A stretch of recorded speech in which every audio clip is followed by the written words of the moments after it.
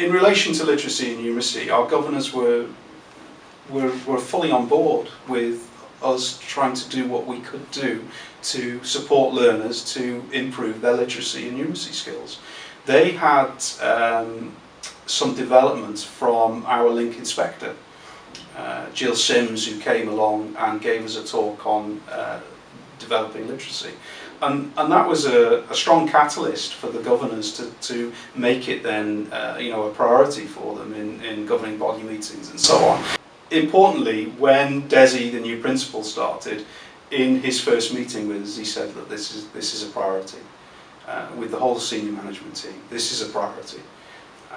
And linked to that, he named a few other things, but that was top of his list. As an executive management team, we discussed literacy and numeracy in a lot of detail, a lot of depth. Looked at the position, heard what the experts were telling us, if you like, in relation to where Wales was at. I think this was at a time when we had PISA results coming in. It was very high profile. When I started to get involved with work-based learning, I've seen the impact that deficiencies in literacy skills have on employees and employers. I was quite surprised when I went out to various places, local garages and so on, that the extent to which the owners, the employers were saying to me, look, I need my employees, my apprentices, to have better literacy skills. I need them to be able to communicate more ably than they are. I need them to be able to write invoices and so on. And it became actually, for me, quite simple. What I'm not willing to accept in any meetings is people saying, well, it's not our job, it's for what's going on in schools and all that kind of stuff. That, to me, I'm not interested in that, not in any way whatsoever. Because we have learners that come to us, and we have a responsibility, therefore, to support those learners to be employable and to progress. And that means developing their literacy and numeracy skills. And I've seen the impact that good levels of literacy and numeracy have on learners in terms of their progression, and employees and apprenticeships, but also I've seen the benefit on employers as well. Part of our literacy journey has been about the development of the targets for literacy learning and numeracy learning for our learners. And so it's about linking the diagnostic and initial screening that the learners have. And we use BKSB, which is a commercial package, so our learners get a diagnostic assessment and they have targets to work on, and they're underpinned by study packs. Before we started on that journey, that wasn't linked to the individual learning plans. So part of the work that we've been doing over the last 2 years has been enabling teachers to understand what the diagnostic assessment is telling students, to work with the students so they can unpack it, and to then embed the targets as part of the learning journey, so that the learner understands what they need to do, and that marking then picks up the diagnostic assessment as well. So for example, if a learner needs to work on apostrophes, they would record that as their learning target within their individual learning plan, and then the teacher would understand that they have apostrophes to work on and would be marking the learner's work cognizant of apostrophes. So it's bringing the marking, the feedback and the individual learning plan together. Now, to do that, we needed to have a smarter tool. So we invested in a package which gave us a bespoke EIRP. It wouldn't be practical for learners to be going to a computer to do that. So we needed a piece of kit that would enable us to have mobile applications, something that they could use off their phones. So the package that we developed enables learners to be able to just get their phones out, to find what they need to do and add a target.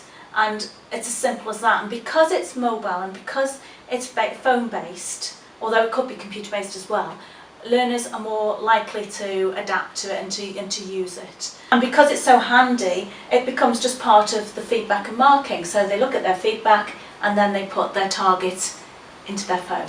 When staff start using it, it might initially seem a barrier, but they can see the benefit and they see how easy it is to use, because they can hand over the ownership of the targets to the learners. So part of the learning about learning is about them understanding why they need to plan their learning targets and how that helps them to progress in learning. We identified all the students as part of an initial assessment for literacy and numeracy to identify the level that they were currently working at when they were enrolled onto the programme. From that, all the students then did diagnostic assessment, again using BKSB. They had topics to work on that were entered into their ILPs and EILPs. Those topics to work on became their actions that they needed to work on throughout the course of the year. I think especially with the literacy needs that they need for the workplace and communication skills and the like, even though the students were working on level 3 programmes, then yes, there was certainly the need for development for those students. In terms of literacy and numeracy, we felt very strongly that at the very beginning of our journey that needed to be about literacy in the Welsh language as well as the English language, and numeracy for learners who come from Welsh medium education as well as from English medium education. Well, the support in place for students who are identified as Welsh speakers, we've got 4 members of staff in the faculty that can deliver all our courses through the medium of Welsh, so there's obviously support there. The diagnostic assessments and the information that they put into the ILPs can obviously be bilingual as well, so there's the support mechanism for those students. Really, you're just opening doors for people. At the executive management team level, you know, once we make the decision that it's a priority for us, it's then about enabling, it's then about opening doors, it's then about encouraging and supporting all staff in the college to find ways to participate, to get involved with. And there's a whole load of expertise there. The college is serving a wider community than just the Wrexham community. There are learners here from Bala, from all over North Wales, especially learners who do work-based learning.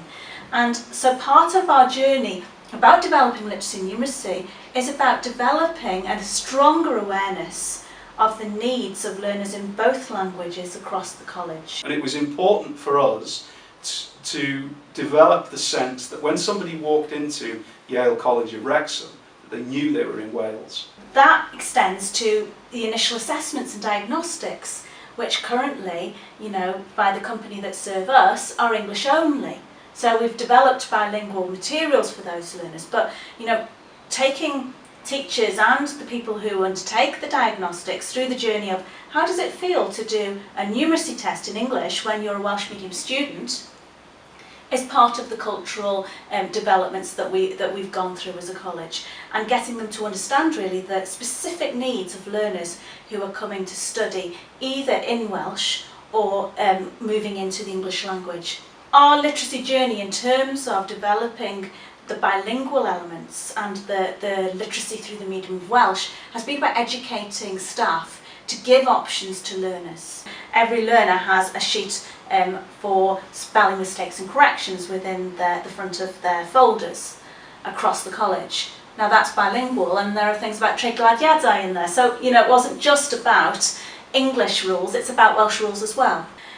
For our Welsh medium learners and for learners who are coming into a bilingual environment or moving into an English environment, we've made sure that their learning needs are supported by ensuring that all their classes have bilingual glossaries, so that they are able to understand the terms in both languages. Around the walls there are QR codes and Orasma things that enable learners to click onto those codes and to see different languages and to see meanings within their own languages. We also have a marking policy which is bilingual as well, so that learners are able to look at the specific needs that they have in their language in terms of spelling or grammar and punctuation. The literacy toolkit came about as an idea really to help students put into context the literacy development, to improve their literacy levels and for helping them to understand what literacy meant in the workplace really. I think it's been a learning journey for us in terms of incorporating literacy development and numeracy development naturally into the courses that we run. Numeracy is very self-evident in a lot of the vocational programmes. Maths is important in all construction and engineering qualifications, so that's probably easier to put into context for the students.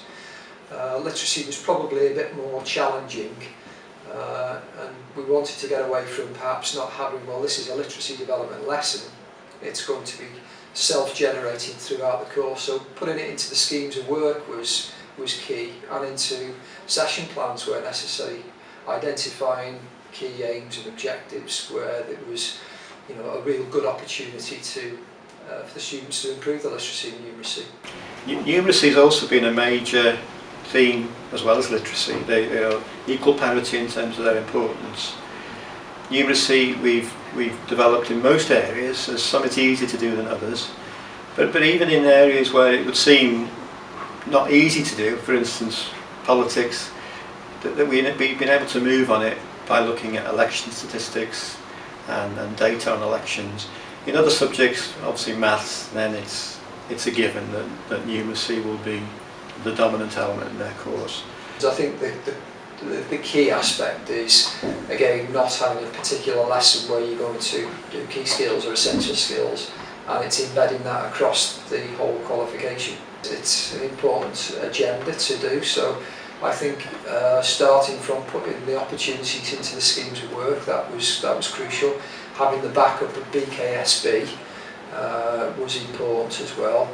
Having the EILP for the students to be able to put those targets in, and being able to see literacy and numeracy development in context for the vocational areas. For the staff, that was a learning journey as well. It was an easy one to sell to the staff. The staff were very keen from the start because they've long identified literacy as being a key issue, even amongst the best A-level learners. There are literacy issues, so staff were keen to get to grips with this. They felt that if it was part of a student's own individual learning plan, their own ILP, it would be more effectively focused, so they thought that was a good idea. And naturally you would have to find out where a student's issues are on entry to college, so the BKSB was also seen as a step forward in that respect. Learners sometimes feel if they've got a really good GCSE in English, then they think they've cracked it, but we explain to them that even if they've got good at GCSEs, they need to be aiming at the top universities. They need to develop a more sophisticated, literate approach to their work, especially in essay writing, especially those who are aiming at the Russell Group or Oxbridge. So that sophisticated literacy skill, we were able to say, was a key dimension of their personal development. Like most colleges, we've been running the 6-book challenge for some time, and we've had quite a lot of success with our learners who've completed the challenge and got certificates. But we realised that there were a lot of learners who we weren't reaching with the challenge, and these tended to be people that didn't come into college very much, like our work-based learners. The project started in 2012 when we were lucky to get a grant from the Welsh Government through ColegauCymru, and that enabled us to look at how we could offer the service or offer a challenge to our learners actually who didn't come into college. So we decided to run a postal loan service because, as I said, we don't see the learners. And we were looking at examples like Love Film, where you get your sort of DVD through the post, and we thought we'd try and do it with books. So the project started like that. The books that we used for the 6-book challenge were the quick read titles, which have been very, very good. They're available both in English and Welsh, and they're very short and very easy to pick up, as the slogan goes with quick reads. A lot of the assessors undertook the challenge themselves, and that enabled them to then see the benefit of the challenge to the learners. The assessors have continued to promote the programme. We originally thought we would only run it for 6 months, but it's become so popular now that we've just taken on another 50 learners who've just signed up for the challenge. There are complexities in how you do it, but actually the strategic message is quite a simple one. In order for our economy to thrive, in order for our local community to thrive, then we need to ensure as an organisation that we're supporting that community to have an improved level of literacy and numeracy.